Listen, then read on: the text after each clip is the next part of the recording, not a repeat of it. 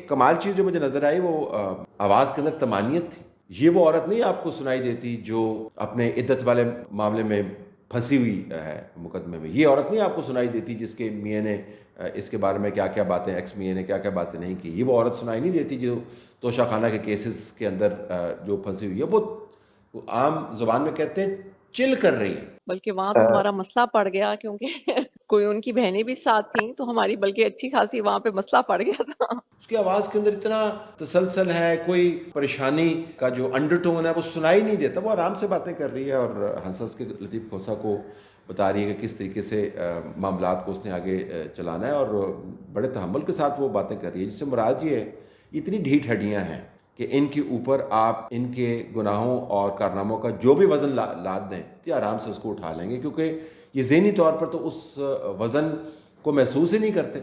इनका ख़्याल है इन्होंने कोई काम ही गलत नहीं किया।